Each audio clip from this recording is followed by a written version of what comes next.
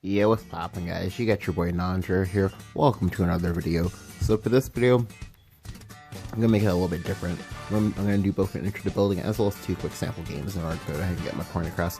So for today's video, on Discord earlier, I was having a conversation with some people about the Holy Land Crystal archetype, and a lot of people are under the impression that well, the archetype only has 3 cards, that makes it not good. I disagree, obviously, and as a result, usually most times when I disagree with something, I usually go ahead and go out and play a few games, and go ahead and try to prove my point that way. So I'm going to go ahead and show you guys a condensed view of the deck. This way I can go ahead and talk about it as well as show you guys the cards in the process. So for the Holy Lion deck, it's basically based around this card, Holy Lion Crystal. So the first time you play it, you got Holy Shield Lion, that's 2/2. You play it 3 to 5 times. You go ahead and you get a Holy Plate Lion, which is the 4/4, and then of course you play it 6 plus times. So basically after you get to 6, you get a Holy King Lion. Holy King Lion is basically the payoff that you want to get. It's a 6 mana 4/4. They can get for 2 mana or possibly 5 mana, or things like that. And it has Storm. It's great. It's basically a kind of inevitability win con, which is great. It's more or less what Haven's known for these days, of either inevitability or some kind of I win the game via alternative methods. So I mean, back to the whole, there are only 3 lions. So there's Temple, there's a crystal itself, and then there's Peace Weaver, who gives you a crystal. And what this means is that yes, you are more so forced to play at least some amount of crystals per 5. But that's good. That's good in my opinion, because I don't think this archetype should be super fast, or they should just be able to mindlessly play out these things for 2, because you're playing them out, but you're getting mana back in the process. Because if you're playing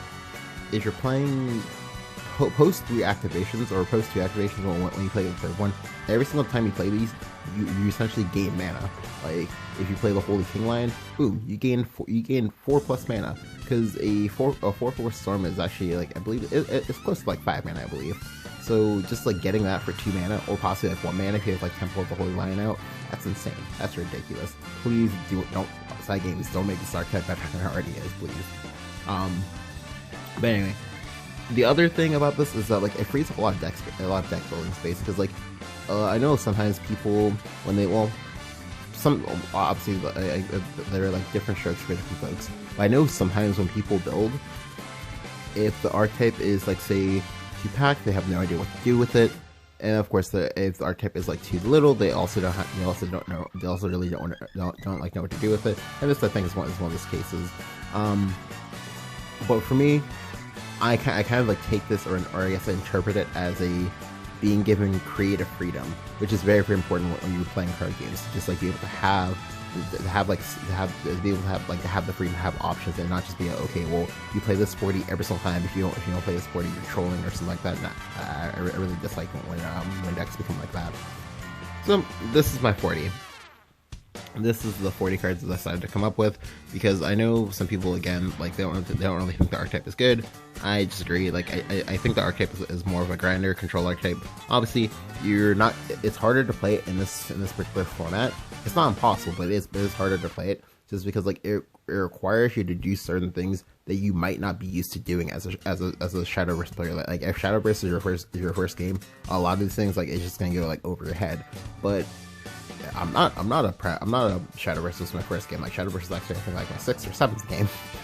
So that's this is why I wanted to go ahead and quickly show you guys this video. So I'll go ahead and quickly cover each of the cards. So 3 globe. So the globe thing is actually very, very interesting to me. It's actually one of the more amusing things that I wanted to see while I was playing this deck, because I'm literally playing globe just to hit Moria. That's it. Just because in my mind, globe, every single time you play it, it draws 2 cards. It draws 1 card on activation, then you just get a free draw on its last words. That's really cool. Now, Moray also draws cards.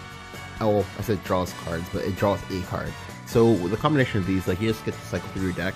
Moray is also strong because of the fact that, well, it's Tribunal. It's Tribunal, but for 2 mana less. That's insane. Moray is one of those cards if you play it well enough, Moray gives you so much space. Just because it makes your opponent very, very afraid of doing certain things. If you can target turns where your opponent might want to go tall. They suddenly can't go tall, they suddenly can't go tall, or if they do go tall, they risk you killing their creature and then being able to have full initiative to do whatever you want. But I like this card a lot just because like this card is one of those cards that helps you turn a corner if you play it well enough. Renauzi, or Nisha, sorry, I believe the correct pronunciation is Nisha. So 3 Nisha is because like I'm not playing any healing in this deck, with the exception of like Happy Pig or whatever, and I kind of didn't want to die to OTK decks. I kind of didn't want to die to I didn't want to die to opposing Haven players. I didn't want to die to Portalcraft. I just didn't want to die. So this kind of helps you out. Like, it's better than say playing a healing card of some sort, like say for example playing Curate, because yes, Curate does heal for a lot, but Curate doesn't actually work with the game plan that I decided to go for. So we're just gonna play Nowzy and just try to go for damage prevention as opposed to actual like straight just like healing. Happy Pig. So again, same thing. Like, Happy Pig is a little bit better for me to play because it only costs 2 mana. Like 2 mana is very, very non-intrusive. Yes, I only get to heal for 1. Well, it'll probably only be for 1 most games. But, you know, sometimes one point of healing does make or break certain game states, and that's very, very important to remember. And of course, also, you can also go ahead and evolve Happy Pig and it'll heal for 3 when it dies, as opposed to 1, and that's kind of cool as well. But yeah. 3 Snow White. Honestly, if you're not playing Snow White in your Haven deck, I don't know what to tell you. I really don't. Like, I think pretty much like every single Haven archetype, with the exception of maybe say say Neutral Haven, like, needs to be playing this card. Like what this card does, like both in the early game, mid game, and late game, is just ridiculous. It's just so good. Like, top 10 best 2 drops right now. Scripture, again, would not be Haven if you weren't playing Scripture, unless of course you're playing Neutral Haven, you're just going like all in.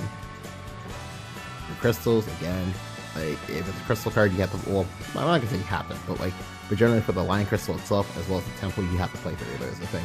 For the Peace Weaver, you can possibly go as a 2 for that, but yeah.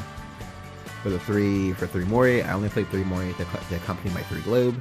I just make it so it's more likely that I hit Mori each time I play Globe, as opposed to hitting another Globe. 3 Temple. So this one is the other big one.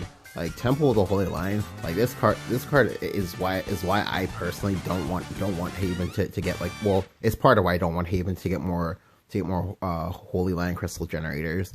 So with this card, it gives you a Holy Lion Crystal when you play it, and then after that, each time you play Holy Lion Crystal, you recover 1 play point. So if you have 2 Holy Lions out, it means that each time you play up these Holy Lions, you get back more mana than you're getting back before in the first place. So for example, if you have 2, the ideal amount that you want to have in play is you want to have 2. You have 2, and let you let you work so fast for no reason. Like, it just means that, oh, okay, you can do like say 4 mana, play second Temple, then play two Holy Lands. If you've already played 1 on 3, boom, you're suddenly activated, and you're just like chilling with the random 4/4s that you got for free. And you're just like, pretty good, right? Things like that. It also frees you to get space back to play Holy Lands enhanced on 5, which is also a very, very big deal, just because it makes that turn less blasted for you, and just like it helps you keep rolling, just helps you keep moving towards your game plan, and it's really, really scary once it gets going. For your Jean, Beacon of Salvation. So Jean is another card that I feel like if you're Haven, you probably want to be playing this. I like it a lot just because like it's AoE. You can play it on 3 if you need to, if you're absolutely desperate. Or if you're like in a class, or if you're versus a class that like doesn't particularly want you to play this for 7, such like say maybe Dragon. Card is pretty nice. 3 Peace Weaver. So I like Peace Weaver because Peace Weaver is a ward. That's what I'm playing. Well, that's part of what I'm playing 3 of. And then the other reason just because like it generates Holy Lion Crystals for you. That's also really, really nice. With the Peace Weaver, a play you can do is on 7 mana. Sorry, it's on 10 mana. If you have 2 temples, you can actually go ahead. Well, yeah, if you can actually go ahead and go Jean into Lion, into Peace Weaver to get back another Lion, which is actually very, very nice. Like, and you also get a ward in the process too. It's very, very cute. Is it slow? Yeah, but it's still very, very cute, and I like it a lot. You can also play this on 8 as well. So generally for me, I usually end up playing this either on 3, 5, or 8 plus. Just because on 3, it's on curve. On 5, you can play the crystal that you get with it in the same turn. on 8, you can play the crystal for 5. 2 Star Torrent.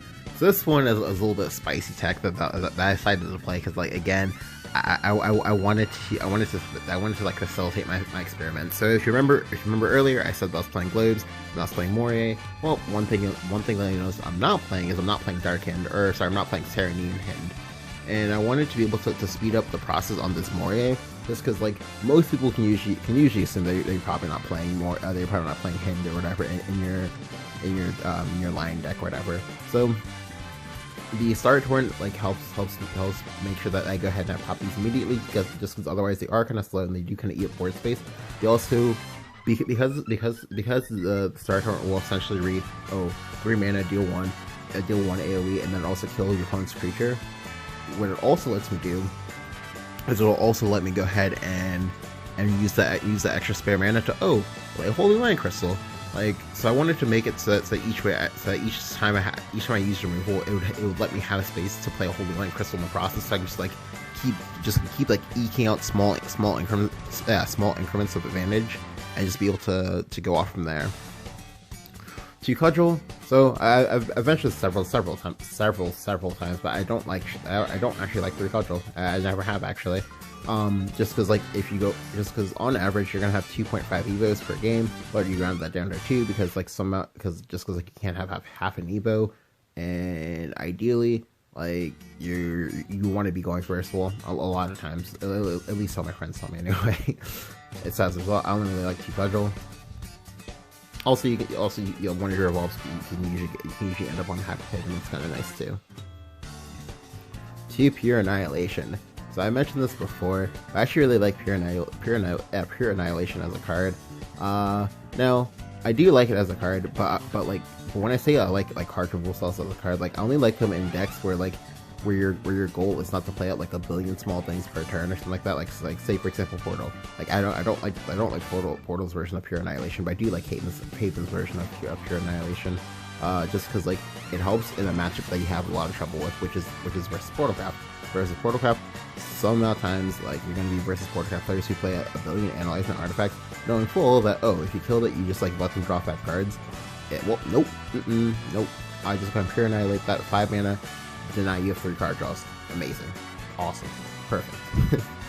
It also lets you play out a Holy Lion Crystal on 7 as well, which is also kind of cool. Or you can do turn 9, if you have a Temple out, you can go ahead and go 5 mana Crystal into Pure Annihilation, which is really cool.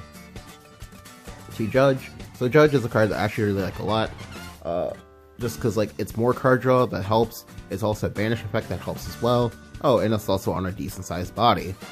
Good times, amazing times, really cool overall. And then lastly, 2 Jean. So to be honest with you, like I said, like when I first made this deck, I was literally just like making it just to actually like test it. I had no idea like how many of like each card I wanted to play. But right now, like 2 Jean feels like okay. Like it doesn't feel like amazing, but it doesn't feel like awful either. You could possibly up the number up to 3 and just like play one copy of Pure Annihilation. That'd be fine. Or just like play 3 Judge, or just like play 3 Jean, 1 Judge. That'd also be fine as well. Like the deck feels really good. Like I don't know though. Like I've only played like a handful of games of it, so I don't actually know for sure. And this will actually require me to actually play it a little bit more. But yeah. So. Not sure how much time I have for like one or 2 games. I'll probably just like play 1 game and then just show you guys the next game in like another video or something like that.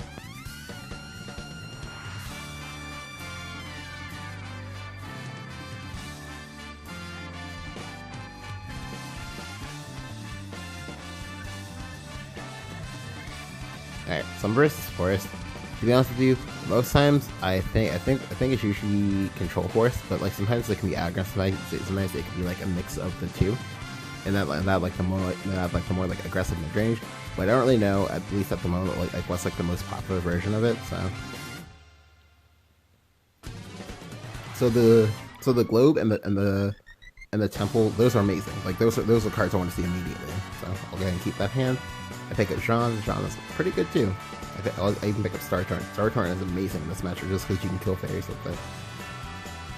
Get my Moire. So it plays Water Fairy. The Water Fairy doesn't actually tell me anything. It just like the only thing it tells me is that, oh, he's playing water fairies, which means he's probably playing elf songs. That's about all it tells me. It doesn't actually tell me the actual archetype itself, because I do actually see people who do play the Control Force playstyle, but they play water fairies in it. So yeah. So I pick up a Holy Line Crystal. This is great.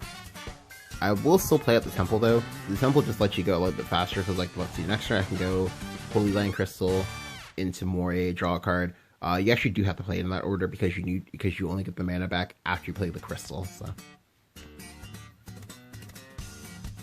So here he plays Brambles. I'm like, okay. So I like that he played out the Brambles here, because like, I guarantee you he played it out thinking I was going to play into it, so he could just airbound it back to his hand. But I'm not going to do that, because I know I probably won't win it. I probably won't win an extended game versus Brambles. So I'll just, you know, go ahead and take it slow. I was just gonna play out my Moray here. The Moray play is actually really good too. The reason why it's so good is because of the fact though, this goes into like his first Evo turn, which means there's a chance I might be able to pop his Evo. So here I go ahead and draw my 2 cards. So this is another interesting turn. I didn't actually know what the best way to go about doing this was, and even now I'm not even sure if I took the correct line, but I really wanted to get value out of my Moray, which if I held onto the Star Torrent, I didn't like. I guess I should have expected him to play at the fairies, because there was no way he was gonna play on Star Torrent. Like a Star Torrent is not a card they commonly see, so therefore, you know, you're like, oh well, let me go and play around Star Torrent or whatever. So I'm just like, my tech is like backfiring against me, because if I play at Star Torrent here, it means my Moray didn't really get me that much value, and I kind of want it to get me value. And I should be fine to, like, you know, let this board stick as is, because like it's not terrifying, because he is board blocked at the moment. Well, sorry, I say board blocked, but what I mean when I say board blocked is that he's board blocked from actually playing Elf Song and having Elf Song be amazing. Like, he would have to have one drop Elf Song. That's like next level impossible. So I'll ultimately go ahead and do here is play Snow White. Snow White is like the no drawback play. I could have gone ahead and played a Holy Line Crystal, which would have been perfectly fine, but I wanted to play the Scripture immediately just to get rid of his Water Fairy, because I wanted to deny him of fairies. However, here he plays Ariana. Ariana punishes me so hard.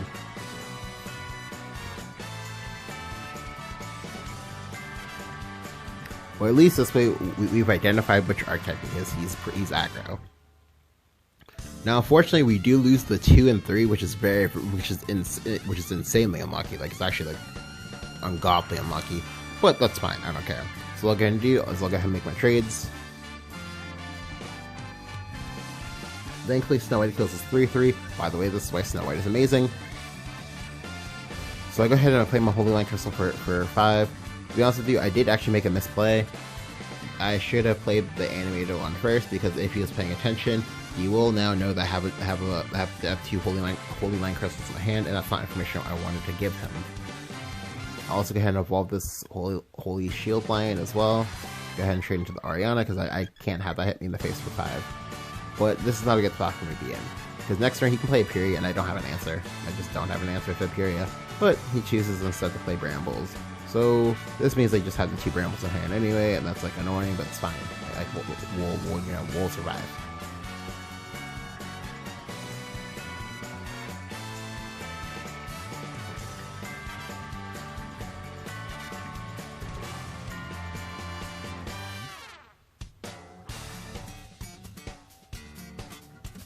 Alright, so this turn was a weird turn. Like, there were a few different lines I could have taken.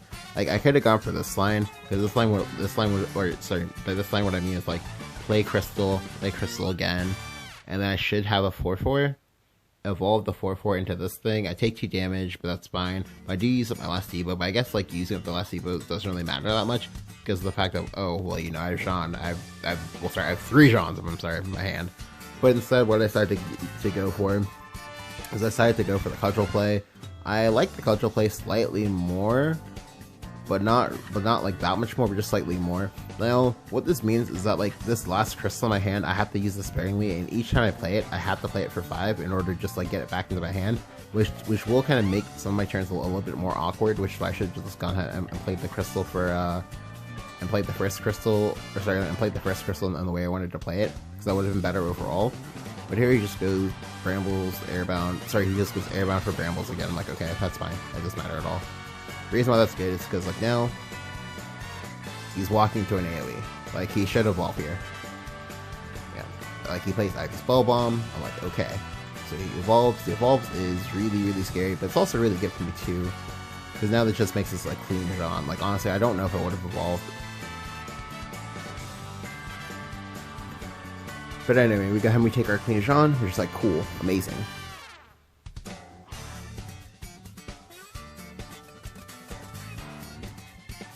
But now he plays Aperia. I'm like, oh, yikes. So Aperia is really scary. I'm actually he's actually 1 damage off of lethal of killing me. The Brambles wears off next turn, so he'll have full board space.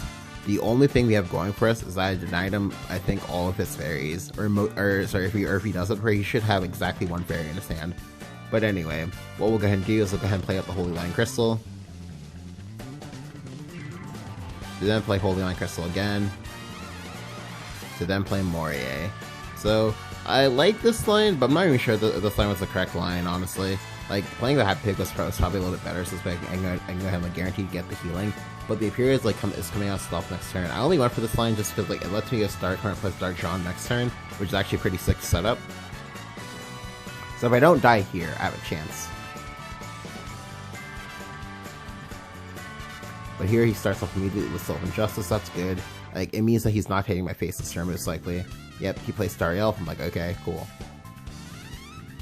Into Elf, so I'm like, oh my god, yes, thank you. Alright, so now we just need to pray that we're not dead to Beetle Warrior. That's it. Like, we just need to pray that we're not dead to Beetle Warrior, and we're just like chilling, we're just like in the money, we're just like, yeah. But right now, like, we do see the fact of me not playing up this Hat Pig coming back to bite me in the ass a little bit, but that's fine. Because, like, this is basically, like, you know, the do or die setup. So, like these are turns where, like, you try to set it up in a way so, like, you basically like, play to win as opposed to not lose. So what we're going to do here is actually go ahead and go for the very sick clear. If we play Dark Jean first, everything takes 2. Then we're going to play Star Torrent. And then, boom, Bob's your uncle. We got the full clear. We go ahead and we dunk him in the face for 10. And now we just tell our opponent, okay, you either kill me here or you don't. Like, yeah. He plays Forest Whispers. I'm like, what? And that concedes. I'm like, okay, Mega Wall. Yeah, like we're able to get our opponent here. Like, thankfully, it did help that he was like playing garbage like Forest Whispers in an aggro deck, or sorry, in an aggressively oriented deck. So that helped out a lot. And then also just like other things as well. But yeah, like that was just like a quick game of like how I like playing the deck.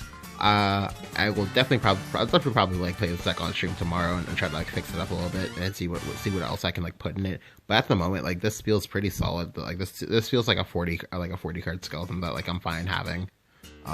Yeah. If you guys enjoyed the video, go ahead and leave a like. Go ahead and hit that subscribe button. Let me know what you think about Temple of the Holy Line.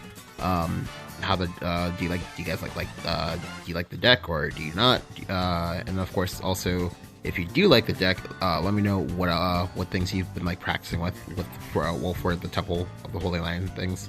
But yeah, thank you guys for watching, and I'll catch you guys next time.